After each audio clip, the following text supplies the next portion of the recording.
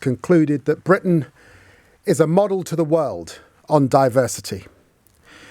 The report states that the well-meaning idealism of many young people who claim the country is still institutionally racist is not borne out by the evidence.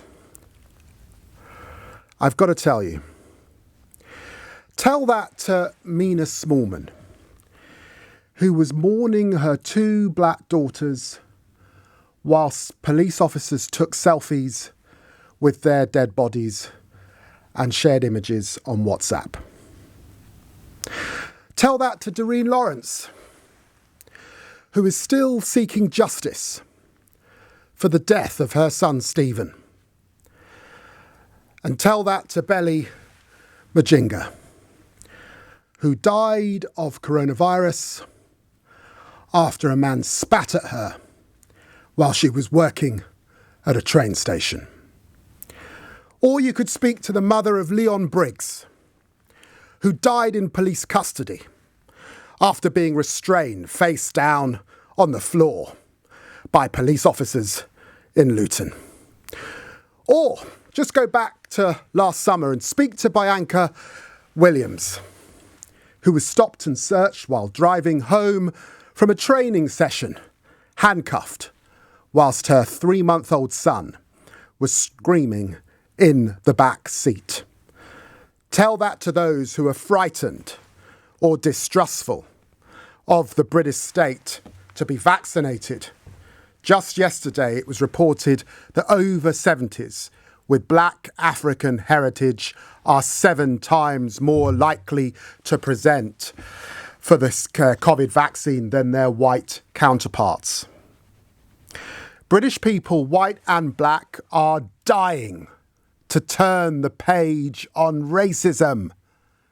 They're working in food banks to support the marginalised. They're teaching in after-school clubs to raise awareness. They're working in rehabilitation centres to end the cycle of disproportionate mass incarceration. Boris Johnson has just slammed the door in their faces by telling them that they're idealists, they're wasting their time. He's let an entire generation of young, white and black British people down. Just as people marched against South Africa to free Mandela, and Margaret Thatcher stood in their way. Just as folk got together and marched for an inquiry into the death of Stephen Lawrence, and John Major stood in their way. Now young people across the country come together and say, yes, black lives do matter. And guess what? Boris Johnson stands in their way. Let's not forget that this report was rushed out in response to the overwhelming desire for change after the murder of George Floyd, where thousands of people rallied for the black men, women and children suffering, still excluded in this country because of institutional racism. This report could have been a turning point and a moment to come together. Instead, it has chosen to divide us once more and keep us debating the existence of racism rather than doing anything about it. The report could have called and implemented Baroness Ruby McGregor Smith's recommendation for a mandatory ethnicity pay gap reporting. It didn't. The report could have called for the implementation in full of my recommendations for a fairer criminal justice system. It didn't. The report could have honoured the memory of those who died at Grenfell Tower by acknowledging that black and Asian children are more likely in this country to live above the 4th floor of our high-rise blocks across England. And guess what? It didn't.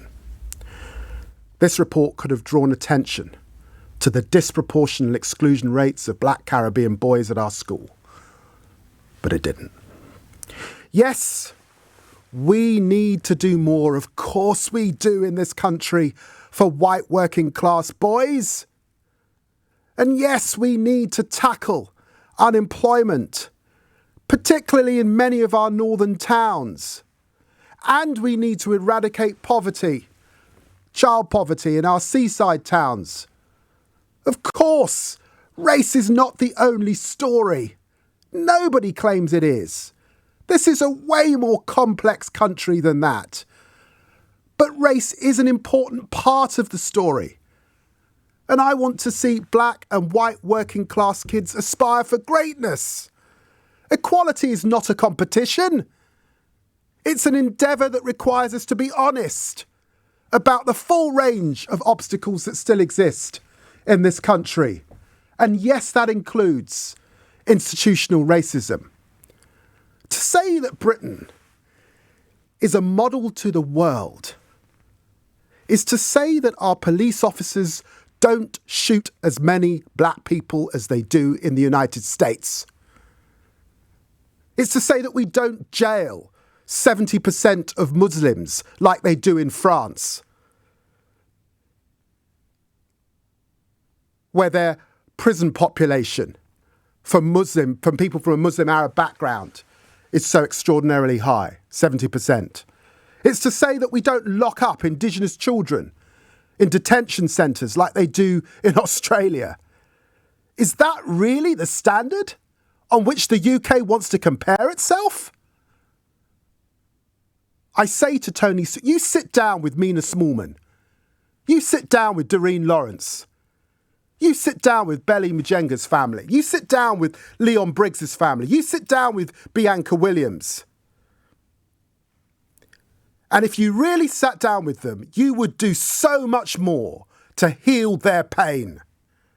It's an insult to everybody and anybody across this country who experiences institutional racism, and it's an insult to generations of white and black Britons who have come together, determined, walking and sitting together, so many teachers across our country trying to go into schools and do their best to turn the page on this.